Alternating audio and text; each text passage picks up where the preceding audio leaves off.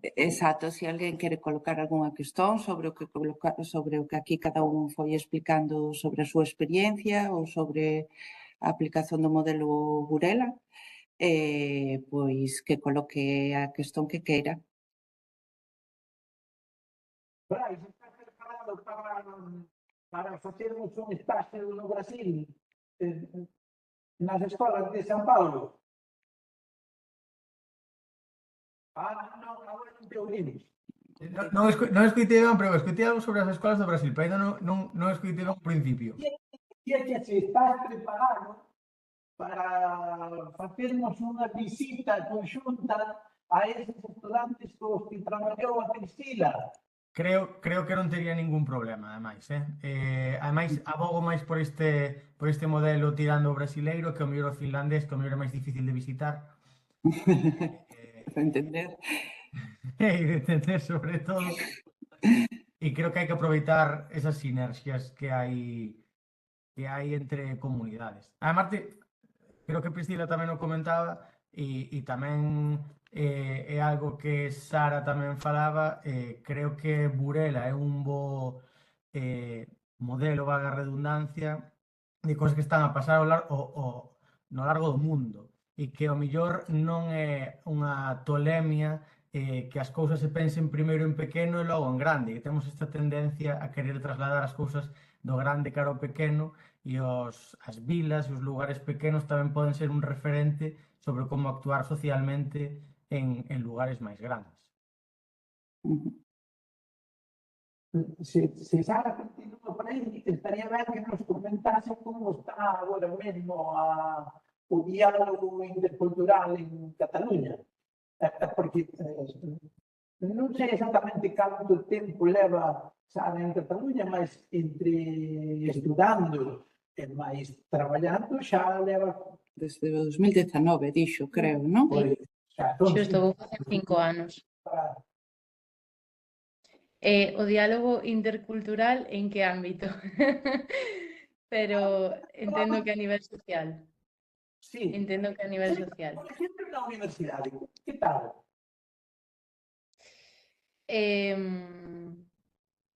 É que teño as meus... A ver, sinceramente, na Universidade de Blanquerna tivete esa idea de que en Cataluña hai exclusión ás persoas que chegan de fora. Sí. Sí, pero creo que como grande cidade tamén, non quero aquí poñer toda a presión sobre a sociedade catalana. Eu creo que ao final a dinámica de Barcelona igual é moi diferente á dinámica que pode haber nun pobo máis pequeno de Cataluña, e a convivencia é relativa. Non é o que sale nos medios de comunicación tampouco, por supuesto, pero a convivencia entre culturas é relativa. Pero bueno, ás veces tamén pasa aquí en Burela, non? Na nosa casa. Hai ámbitos nos que igual convivimos de certa maneira e noutros nos que se fai de maneira diferente. Eso podese trasladar tamén a lo. Hai ámbitos de maior inclusión e hai ámbitos nos que son máis notables esas islas separadas de comunidades de diferentes lugares. E a presenza de comunidades migrantes na universidade? No caso, Blanquerna é un caso un pouco específico porque eu creo que a maior parte do seu alumnado é catalán por temas históricos e por temas da dinámica desa universidade. Así que a maior parte do alumnado era catalán, pero non vos poido decir sobre outras universidades. Probablemente noutras sí que serán dinámicas diferentes.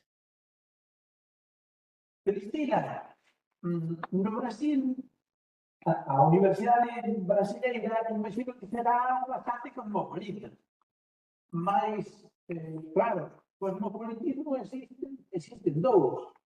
O dos países ricos, que van facer proxectos educativos internacionais, mas iso non é o que me interesante porque iso é en todo o mundo.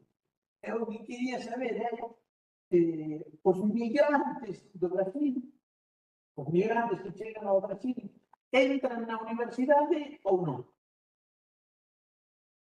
Os migrantes africanos os migrantes africanos, os migrantes que poden chegar de Bolivia ou que poden chegar de algúns lugares do Paraguai. Que pasa con esses migrantes?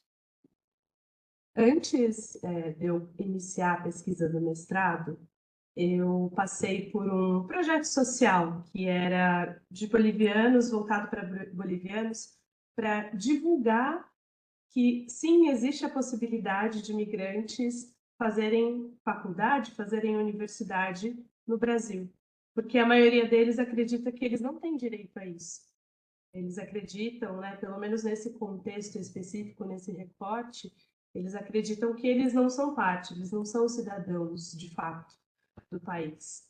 Embora aqui no Brasil, assim que eles chegam, eles podem, enfim, tem um número de cadastro social, eles têm acesso à educação, eles têm acesso ao sistema de saúde também, que é gratuito, claro, com uma série de debilidades, mas eles conseguem ter esse acesso mesmo sem ter um visto ou uma permissão permanente de estadia. Mas mesmo assim, não é muito divulgado que eles podem, que eles têm essa possibilidade mesmo, enfim, indocumentados, etc. E nós não vemos muito de populações migrantes dentro da universidade. A minha universidade é uma das maiores da América Latina, e mesmo assim, quando nós vemos pessoas de outros lugares, são dos programas de internacionalização. Então, são pessoas que estavam na universidade em seu país de origem e resolveram migrar para estudar. Mas não são pessoas que são migrantes, moram no Brasil e de fato vão para a universidade porque, enfim, vão fazer a sua vida aqui, vão estudar aqui. Então, ainda a gente tem uma defasagem muito grande. Pois. Na Coruña, Diego, imagino que Erasmus da Alemanha, do Reino Unido, franceses, incluso italianos, seguro que moitos. Mas cantos colegas tivete das comunidades migrantes que temos aquí? En aulas ningún. En aulas ningún, e de feito un moi bo amigo meu marchara comigo, caboverdiano, marchara a estudar comigo aló o primeiro ano, e claro, el era o único na súa facultade. E comentábame que, pues claro, que lles causaba ao resto de persoas como unha certa sorpresa, como era un elemento, digamos, novidoso, por decirlo de alguma maneira. El era esa sensación que me transmitía. Entón, non se ve no ámbito universitario moito, si máis de, orixe europea ou estadounidense, occidental, por así dicilo, mas non destas outras comunidades migrantes que temos nos na nosa vida. Está claro que algo falla. Entón, Priscila, temos que facer unha ponte internacional e temos que fortalecer a pedagogía en modelo pleno para que nas universidades e entre outra xente que non está entrando.